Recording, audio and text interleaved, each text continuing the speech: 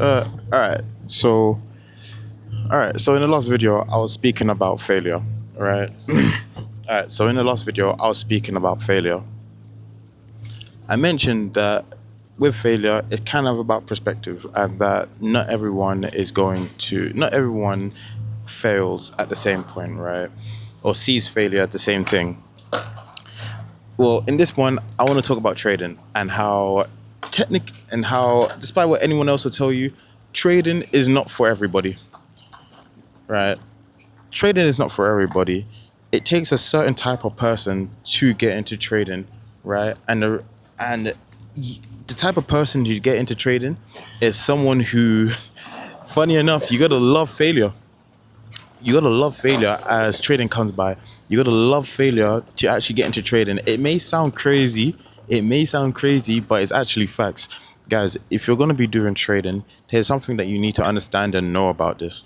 There's no such thing as just constantly making wins. There's so many people that I know in life, or just friends or new people who come up to me and say they want to get into trading, and I say, cool. The first thing I would say, within the first few minutes of me talking to them, I would say, okay, how do you deal with failure?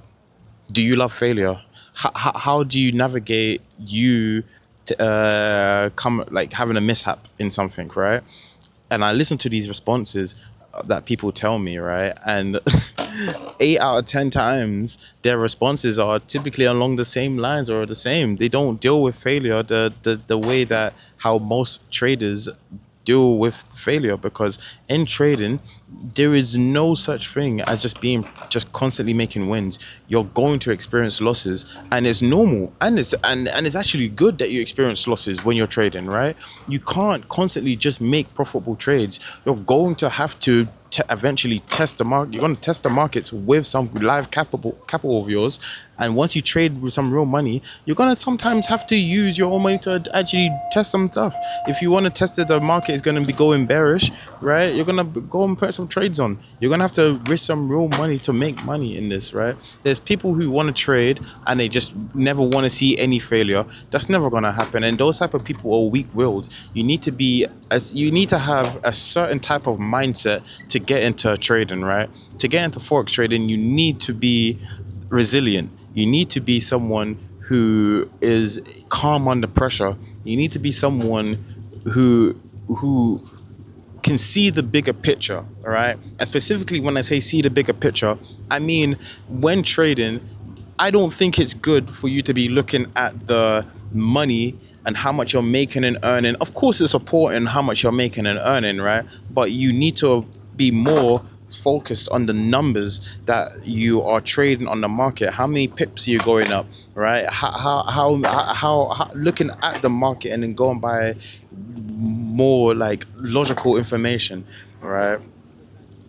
Anyways, why do I say that not everyone should get into trading? The reason I say not everyone get into trading is because, again, not everyone's going to be able to deal with the ups and downs. Everyone talks about trading and always talks about the ups that they will experience in it, the money, the freedom, all of that good shit, right? But no one talks about the bad, or as I see it, no one doesn't really talk in depth about the bad or how to manage yourself when you're in those bad states. Like when you're down in a trade, for example, when you're new, especially if you're new to trading, right? If you're new to trading, I recommend you to don't get into demo trading. Don't do that. If you wouldn't do demo trading, the demo trading is only good for you to learn how to press the buttons, and know what you're doing, this and that, right? Everything else is not really important on demo trading, right? Once you learn the buttons and what you're looking at on the market, whether you're on your phone and your paper trading on your phone and your paper trading on your laptop, just use the application to just learn what you're actually clicking. And once you're done that, come off paper trading immediately, right? There's no benefit in that. What I would recommend you to do is, you may not have to have a live account. You may not have to have a live account and go and start trading your live capital. I recommend you to actually get in to buy a funded challenge and start trading from there, right? too many benefits that I can mention or talk about in this video before I start. There's too many benefits and too many pros and too many stuff I could talk about in that, right? So I'm going to leave that there. But I would recommend people who are new and beginning and get into trading to get into a funded account and start trading there. And why I say that is because three things. First, in trading, you need discipline. You need discipline. Discipline is super important in trading. You need to, you're not going to know the skills you're not going to know the skills. You're not going to know the type of discipline that you need to have in trading. You're not going to know any of this, especially if you're new. So you're going to need a guide.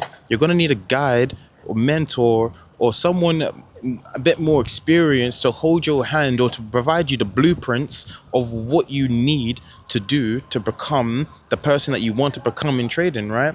And that's why I say get into a funded account. When you get a funded account, you're with a firm that is providing you their funds to trade their capital so you can make money on it, right? And then they take a 10% cut after you get your first payout, obviously, because it's a business. When you're doing this, you're not just getting the capital. First off, you have a lot more capital to trade off with when you're with a prop firm. So that means when you have a lot more capital, that means your payouts will be a lot more. Be a lot more once you're there.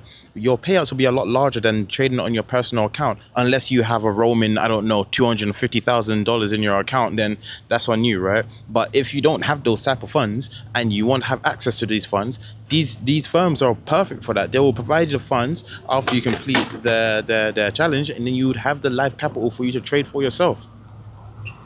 Right? Next, they will hold your hand and give you guides. There is support. Remember, their business model is helping you make money. They don't make money unless you help them make money. You need to take the capital, make money on top of it for them to make money as well. So they're here to provide you support, provide you information, provide you guidance in what you need to do to become profitable in your trading. Next, what type of guides do they do? They give you, what type of guides and helps do they give you? Well, depending on the prop firm that you're with, if you look at my account, I'm a proud partner of Audacity Capital, right? Proud partner of them. It's not any of that, but I'm just saying they're really good to go with, right? You can see that on my channel. But if you guys are with a prop firm, right? Depending on the prop firm, you have support that you can call and contact and chat to on the chat box, right? And tell them about what's happening in your trading, where can you go good, and what's happening, right? They also give you guidelines, which is so important. For example, if you're with a prop firm and you're you're new to trading again, you're going to learn something called drawdown. You're going to experience drawdown, and this isn't failure. Drawdown isn't you losing money, it isn't you failing, it isn't you sucking that trading. Drawdown is normal. When you get into a trade, you're going to experience drawdown. It's just about how you manage your drawdown and how you're going to look after your account. If you have an account size of $100,000, right, and you have a daily drawdown of, let's say, for example, 10%. 10% of 100,000 is $10,000, right? Meaning that in a day, you're not allowed to lose no more than 10% of your profits. Meaning that if you have an account of 100,000 and your daily drawdown is $10,000, that means you're mentally telling and preparing yourself before trading how much you're willing to lose in the markets, and you're not just accounting for how much you're willing to lose. You're accounting for how much trading you're willing to actually do in that day. Are you going to do 2 big trades that are worth $5,000 each and then hit your limit, or are you going to do some smaller trades, a few $500 trades there, maybe a couple $100 trades there, and see how you pick up from there, right? It's giving you these margins of saying, hey, 10% isn't something you don't want to hit, right? So try to trade, and if you're going to be in drawdown, try not let your losses exceed X amount, right? And when you have these type of guidelines here for your account, you kind of develop the skill of, okay, I'm not want to lose this much, or I'm not going to lose this much. So let me adjust my lot size to X amount, right? You may, or if you're trading on a certain market, for example, you're trading on a gold USD market, and then you realize that you're doing some trades there, but it's not going in your favor. Maybe change the market. right? Not many people are a fan of saying that, right? But maybe you need a change of market. Maybe go to pound dollar market and trade that market. It's a lot slower, it's a lot more predictable, and you can earn a lot more money from it. And when you trade on that market, the same lot size that you may use on the gold USD market, on the pound dollar market, it won't give you the same value in position size when you place down the trade, right? So maybe you need a different trade, you need a different market to trade in to then be better in the type of to then analyze yourself in the market and see, okay, I know how much I'm risking. I now can control the amount that I could go down or potentially up in, and then you can scale from there. It's about learning patterns in the market and then developing on those so you can better read it, better trade it, and then in the end goal, profit from it, right? So again, not everyone's going to be up for trading. Not everyone's going to be able to go into trading and experience loss and see it as a reward. Some people, because this industry is crazy. This industry can truly change your life if you're willing to put in the time. If you're willing to put in the time into this industry will pay you. Like it's the only job in the world that can actually give you something, not just freedom, but the choice to live the life what you want on your terms with on your timing, right? It's the only industry, the only industry where the power is, yeah, is literally in your hands. But when you give someone all of the power in the world to potentially earn as the sky is their limit, right? They typically drop the ball, right? They typically drop the ball.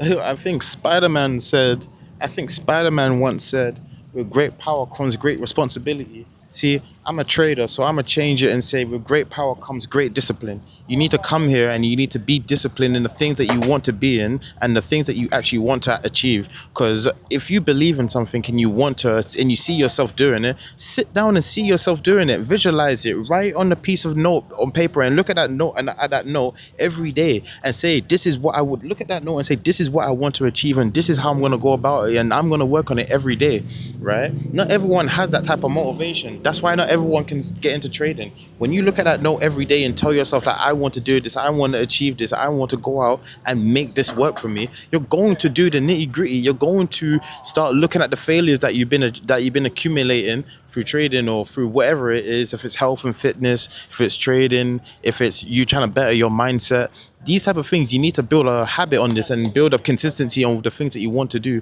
And when you look back at the things that you've done and you see compare yourself yesterday to how you are today, maybe you're trying to improve your fitness and you're only able to get to 5 reps, right? And then you continuously keep doing 5 reps for the first 5 days, and on your 6th day you manage to push yourself to doing 10 reps.